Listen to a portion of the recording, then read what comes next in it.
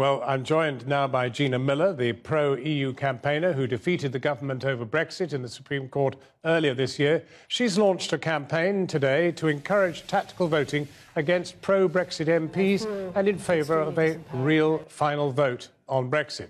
Also here is Jonathan Iserby, the editor of the website Brexit Central.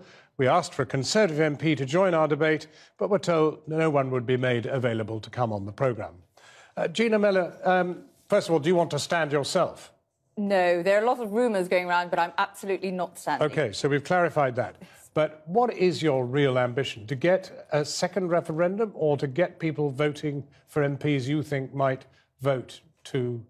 Well, in my view, this election really is the second referendum. We don't need to have another one. We're about to have an election. But no, it's much wider than just Europe, because Europe is going to dominate this election, but it's much wider than that. We're saying that we should support MPs or candidates who are going to stand up to Parliament or stand up to ministers in the government and say, look, what is best for Britain? I'm going to stand by my principles. I'm going to hold the government to account rather than just being a rubber stamp. But it sounds slightly, it sounds slightly as if you're worried there's simply going to be a Tory landslide rather than that you're worried that Europe won't get properly discussed. It's more about democracy and that landslide. I mean, look what happened in Canada in 2015 in that election. And everyone thought that was going to be a landslide, but a similar initiative, a strategic voting initiative, completely changed the landscape. It was a game changer and brought Trudeau to power. And we think people coming together can do that. Well, now, Jonathan Iserby, are you concerned, after all, you're a Brexiteer? No, I'm not particularly concerned. I think a lot of people will take a dim view of millionaire business people trying to manipulate the electoral system, particularly when we had a vote last June. In fact, more people voted for Brexit than have ever voted for anything in the history of British elections or referendums. And I'm afraid that people like Gina are in denial of the result, because actually the majority of Remain voters now actually think the government should get on with Brexit. Well, what do you think should happen to the 48% who voted, in fact, to remain in Europe?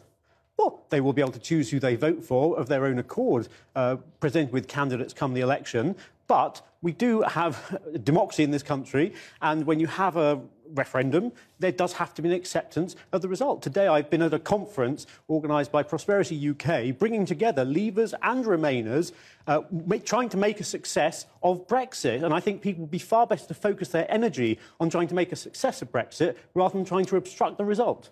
You heard what he said. I think we need to move on. I think it's not about Remain or Leave anymore. I need to move on. Yes, you do, because you're still talking about Remain and Leave and about millionaire business. I'm actually talking about something, if you listen to what I'm saying is this is an opportunity for people to get engaged, because part of our campaign... People were engaged at the referendum. We had a huge, huge turnout at the referendum. Actually, we're talking about where we are now. There is no data at the moment out there. We're commissioning polling. We don't know where people feel now. There is this almost exhaustion about elections and referenda. Part of what we want to do is engage people and say to them, look, we are very, very, very fortunate in this country to be able to vote. Exercise your vote. Go out there and exercise your vote. We had a vote last June, and the latest YouGov polling shows that nearly 70% of people want the government to get on with implementing Brexit. You're not listening to me. I'm not talking about that vote. I'm talking about this election vote. How many votes do you want? No, your Prime Minister are the ones who called the election, not me. Your Prime Minister called the... No, it's not my Prime Minister. Yeah, no, your leader of your party... Yes, excuse me. The country's Prime Minister, your leader of your party... No, it's not my party. It's not my party. The Conservative Party... I'm not here representing the Conservative Party. Excuse me, I thought you were, because from the way you were attacking me just now, as being a millionaire businesswoman, because actually the money that we've raised from this has come from nearly 11,000 ordinary people who have given from their pocket, which says that they support this. This is actually not being funded by me. This is a grassroots organisation that's raised nearly £300,000 from ordinary people who are saying, we want to have this opportunity. Look, people have got to move on. As I say, the majority of Remain voters from the referendum last year, we had a big vote, want the government to get on with delivering Brexit. Well, let's just find out how this is going to work. People are talking about algorithms. Yes, we're using lots of different techniques. So this is one of the things we're really excited about, is utilising technology to be able to give people information. Because we're using... So are you going to be able to tell individual voters how they should vote? I mean, who they should vote for? No, it's not about that. It's being able to say how would swapping a vote, how would tactical voting give you the outcome or a different outcome. So they can scenario play and see how that will actually change things. Isn't there a danger that you might actually end up spending more money for a candidate, in a sense, than is allowed by electoral law? Oh, no. We're registered with the Electoral Commission. We are absolutely watertight in everything we do. We've gone through all the rules. We were absolutely very, very, very strong in our due diligence on that. Gina Miller, Jonathan Isserby, thank you both very warmly for coming in. Cathy. Thanks, John. The Crown Prosecution Service has confirmed it's received a file from Kent Police on allegations that the Conservative MP for South Thanet and his agent failed properly to declare election expenses at the last general election.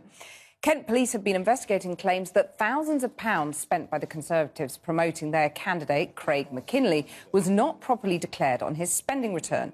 It follows a year-long investigation by this programme, which first raised questions about the spending.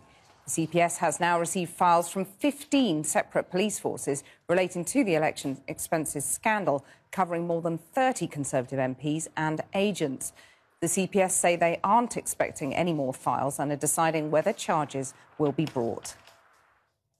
Our Fact Checks team is scrutinising every word uttered by as many politicians as possible during the election campaign. And today we've been looking at the Liberal Democrat leader Tim Farron's claims on gay rights. After repeated questioning by the media, he has now said he doesn't believe gay sex is a sin. As evidence, he's cited a 30-year track record of campaigning in favour of LGBT rights. But our fact-check analysis reveals that claim is somewhat misleading. So for more, have a look at channel4.com/factcheck.